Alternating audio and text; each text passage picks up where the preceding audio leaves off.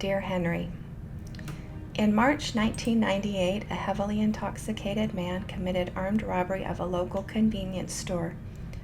During the police chase to capture him, I was struck by the assailant's stolen car while crossing the street. He was estimated to be traveling between 35 and 40 miles per hour. My top 7 ribs broke and were pushed over my spine.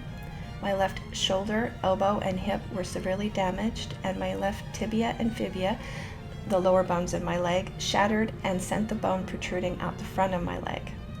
My leg also developed a complication called compartment syndrome, where fluid builds up between the muscle and the facial sheath that covers them, cutting off circulation to the affected area. I also had severe head trauma. It was a miracle I had survived, and the initial prognosis was bleak. I was not expected to live through the night, and in fact surgery for my leg was delayed several hours as the on-call orthopedic surgeon finished other more promising emergencies. Because the damage to my left leg was so severe, the orthopedic surgeon recommended amputation. My husband convinced the doctor to try, and after several initial surgeries, the doctor was able to secure an internal fixator, which reduced my risk of secondary infection and raised the odds against the amputation considerably. After several months of physical therapy, it was discovered that the damage to my left brachial plexus and axillary nerves, the nerves that control the shoulder, were permanent and unrepairable. I had also required an anterior iliac crest bone graft, where the surgeons removed most of my left iliac crest, the curvy part of the hip bone, and implanted it into the fracture site of my lower leg because the bones were healing too slowly. Over the next few months, bone marrow was also taken from my right hip to increase the healing speed of my left leg. At around 10 months, my recovery hit a baby bump. As you can imagine, the pregnancy was difficult. I spent the first 15 weeks relearning how to walk and the last 9 weeks on bed rest. During the pregnancy, I had developed a condition called placenta previa, where my placenta grew over the birth canal. And because I already had what's called an irritable uterus, I suffered contractions throughout my entire pregnancy. And in fact, my 2 older sons were also born preterm at 34 and 29 weeks respectively because of that condition. I was at risk of a severe hemorrhage that would kill us both. And at 26 weeks, that hemorrhage began. Miraculously, it all worked out, and both my son and I made it through. Both of our recoveries were complicated, and the next 2 years were a blur of medical appointments and surgeries. It was a difficult season for both of us. Ultimately, my son would recover, and he is now 25. He has led a healthy and medically sound life. My recovery was never complete. In addition to the permanent damage to my left axillary and brachial plexus, I also sustained permanent damage to my left sciatica, the nerve that governs the back of your leg, the femoral, the nerve that controls the inside of your leg, and the patellar, the nerve that controls your knee and the inside of your lower leg. I have residual phantom pain throughout my lower leg, hip, and shoulder. I struggle with abdominal engagement and have a slight form of aphasia, which ensures that I never quite say the right word, as well as palalia, which means that I say the wrong word several times. As I've gotten older, I've struggled with gait and postural problems, and because I shift my weight to the right, I've developed overuse injuries on my right side. And I wasn't prepared for any of this. Not to suggest that there's a way to prepare, but I was particularly ill-suited for this type of extensive injury. My parents were addicts, and I was raised with habits that would significantly hinder my chances of long-term survival. To live, I needed to unlearn everything I was raised to be and learn a new way of thinking. And now that I'm a lifetime away from this experience and living an everyday normal life, I'm sharing what I've learned. Lesson 1. You will never get over this. Pivotal lives are just that, pivotal. Yet from a cultural perspective, we are pressured not to dwell and to just move on. And it's unfair. Any event that dramatically changes your life will forever be your reference point, both the good pivots and the bad. Any life-changing moment will also contain life-changing experiences, and those experiences will become a part of who you are. There is an unrealistic belief that complete and often miraculous recovery is possible. Some tragedies prune parts of us away entirely, places whose absence continues to ache, and I think the focus should be on learning to have peace with our sorrows rather than trying to get over them. I have become enamored with the Japanese technique of kintsugi, where broken pottery and ceramic items are repaired with gold lace glue, making all the chips and past shatters part of an item's beauty. It is lovely to think that our scars and tragedies somehow make us more interesting and beautiful. However, any pottery repaired this way will never be the same. What was once watertight may never again be so.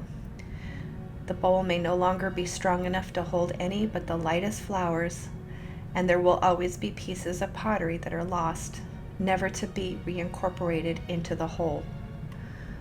While our scars might make us more interesting, they also make us more fragile, and pieces of us will be lost along the way.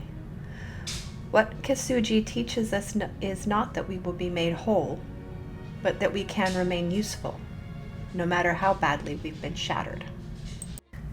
Lesson 2. There is no reason why. The butterfly effect is a term science uses to describe the chaos of our world. While the image of 1,000 butterflies taking flight in Mexico and causing a tornado in Kansas is evocative, it is, I think, rather too esoteric to be in use in a tragic situation.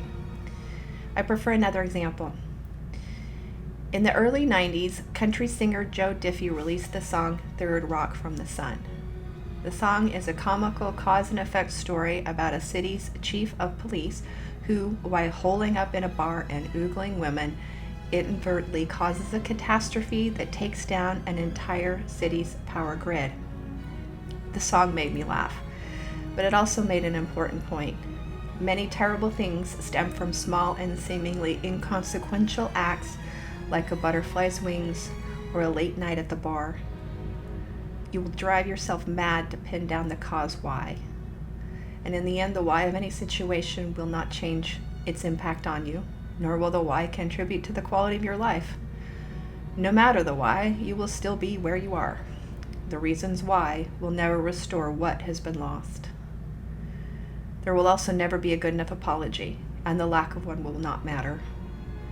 An apology will not restore what's been lost, nor will an apology make carrying the burden any easier. You just need to let it go. Lesson 3. No one cares. I say this in a somewhat joking manner. Of course, everybody cares about 2 dramatic near-fatal experiences in a miracle baby because they have a happy ending. But nobody wants to hear every day how difficult it was to put on your shoes that morning, or how you haven't slept in 2 days because you couldn't get comfortable. People also don't want to be inconvenienced by an inability to meet commitments or a poor attitude because you can't keep the pain out of your voice.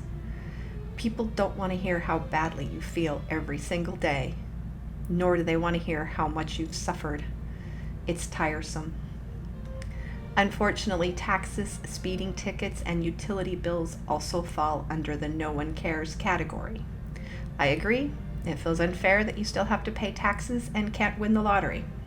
However, the argument, but I've been through so much, has no currency in the real world. Finally, suffering is not a competition, and while you might have the most pathetic life story in the room, other people are allowed to feel and express their pain as well. This can be a hard thing to do. As I mentioned, a near-fatal event is a life-changing and ever-present part of your life, but others have had life-changing moments too. It is essential to realize that you have not cornered the market on suffering, no matter how much it feels like you have. Other people are allowed to be in pain, and it is not for you to judge if their suffering is worthy of that title. Lesson 4. Pain is not an illness. This has been one of the hardest lessons. Today in our modern world, with modern medicine and pharmacology, there's always someone trying to make sure you are more comfortable. The problem is that pain isn't an illness, it's a symptom.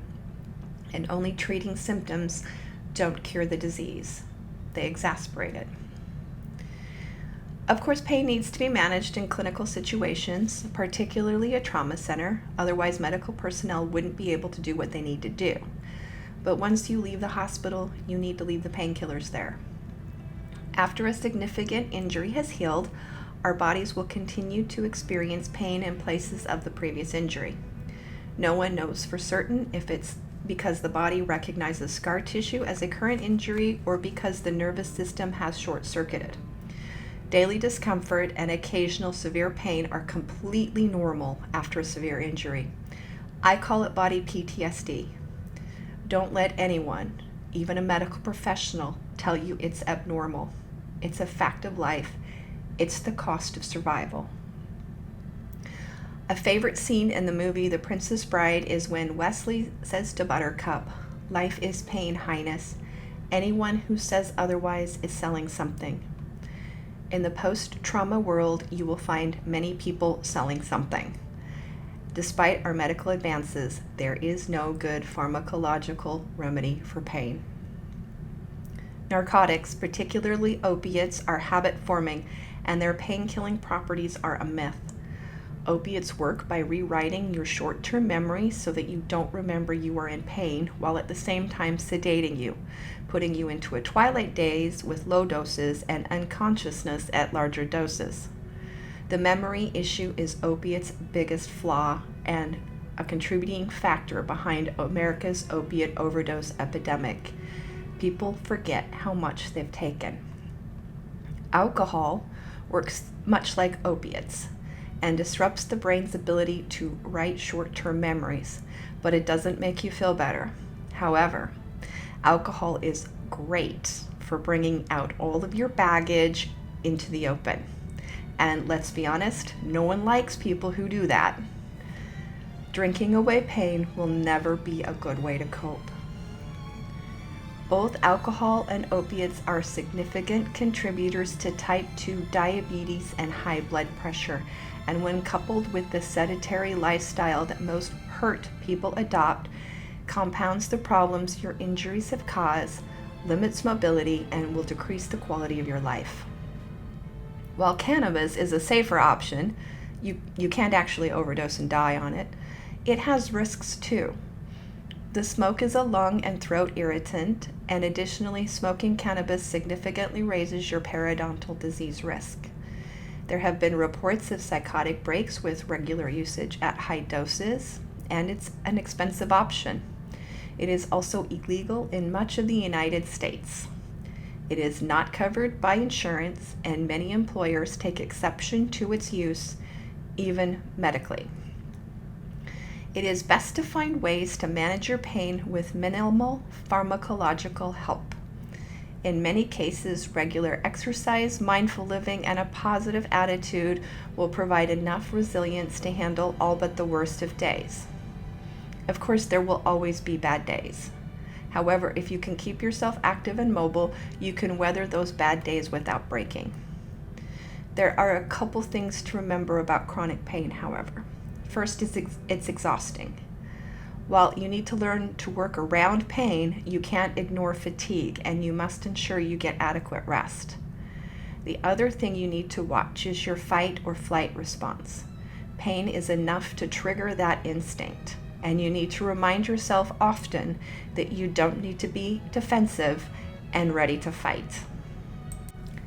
Lesson 5. Your health is your problem. You must learn to advocate for your health. The medical community will not necessarily be your ally. Our society has been conditioned to look at doctors as miracle workers and is inclined to turn to them for every little ache and discomfort.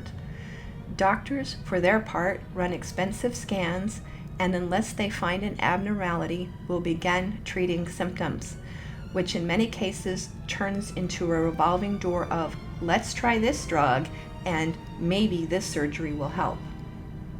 It's a poor healthcare model and one you can't follow if you've had severe trauma. In addition to a low efficacy rate, drugs designed to curb pain, muscle spasms, and neurological issues of near-fatal experiences are also depressants, requiring the use of antidepressant and anti-anxiety medications, and those can be addictive.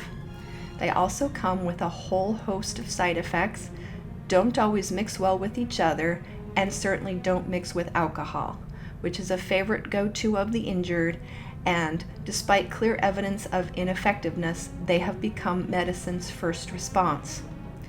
This shouldn't be. Many studies have been done, and it's beyond question that healthy weight, regular exercise, consistent range of motion, and strength training will beat the pharmacological solution every single time. But to follow this approach is to take responsibility for your health and well-being. It means looking up the efficacy rates of prescriptions and challenging surgeries. It means sticking to your guns about using physical therapy treatments first. And it means staying abreast of the latest treatments. Most importantly, it means doing the things that are good for you, not the things that would be easiest. And finally, it means that you must acknowledge your condition for what it is and not for what a young surgeon seems to think they can do for you. Lesson 6.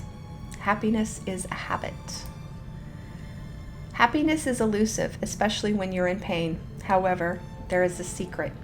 Do what happy people do, and the emotions will follow. Happy habits make you happy. Well, what are happiness habits? Oddly enough, they are essentially the same habits that will help you stay healthy and cope with pain. Once again, a healthy diet with exercise will take you quite far. And there are other things you can do as well. In my experience, we can only make a few decisions before we struggle and become overwhelmed. So try to eliminate as many of the unimportant choices as possible. This might mean eating the same thing every day and ensuring all your clothes match so that it's easy to pull out a top and bottom without thinking about it and still look reasonably put together. Try to adhere as closely as possible to a schedule, including exercise, housekeeping, writing, reading, and meditating, to eliminate the guesswork of what to work on next. This will also allow you to work on autopilot during the worst times and accomplish much more than you expected. Finally, happy people don't allow things that don't serve them to live in their lives. There are a lot of people who are exhausting to be around and who suck the happiness right out of you. To be happy, you must learn to let them go, even if they are people you love. The same is valid for clutter and chaos. If you spend more time stressing about and rearranging your stuff than enjoying it, it's time to give it away. This might sound boring, but it's actually quite peaceful, and peace is the true definition of happiness. Lesson 7. Make your life not about you. One of my favorite quotes comes from the show Downton Abbey. In this scene, Countess Violet Crowley, after listening to her granddaughter Edith recount her sorrow and tragedy, counsels her, "You are a woman with a brain and a reasonable ability. Stop whining and find something useful to do." When you struggle with your health, it is easy to get wrapped up in yourself. While it is necessary to watch out for your health, selflessness is the most considerable coping technique I've learned. Think of someone other than yourself. There are hundreds of ways to contribute to the community around you, including picking up garbage on the side of the road or scanning documents at a library. You can read to seniors and children, serve lunch at a soup kitchen, or help restore the landscaping in a park. Even if you have mobility issues, even if you are homebound, there is something you can do to help the world around you. For example, my volunteer work includes working with the Roanoke Master Gardeners. the Friends of Old Lick Cemetery, and of course the Everyday Patriot Project. I'm also a member of the Daughters of the American Revolution. Get out of your head and get to work, because that's the only way you can give meaning to your life with any tragedies. Your trauma will never provide enough meaning to live. Lesson 8. Find something beautiful, or at least funny, every day. Being a nature photographer, shameless plug, stop by shop.takethebackroads.com to look at my work, has saved my bacon. It has forced me to leave the house, walk, and find something beautiful every day. The world can be an ugly place. There are wars, famine, disease, trafficking, guns, politics, and lousy seafood everywhere. Guess what? There is little to nothing you can do about any of these things. Even complaining about them on social media won't help. But if you can improve your own outlook, you will positively impact the people around you, who will hopefully positively impact the people around them. Soon, good feelings will spread all the way to Kansas. The butterfly effect of positivity. To do this, you must leave the house and find the butterflies and flowers and sunrises. Stop paying attention to the negative things around you, particularly the negative things on social media, and focus only on the things that make you smile or make you laugh. It is an outlook that will change your life entirely. Lesson 9. Find God. This really should be the first thing you do, but it took me a long time to figure it out too. A great deal of my baggage was handed to me by good Christian people, and it was hard to get past those experiences. That being said, faith helps. Psychological and medical studies have shown that people of faith generally live longer and happier lives, and this is doubly true when you're talking about traumatized people. There are many reasons that this is so. Religious practices provide routines, communities, and often healing rites.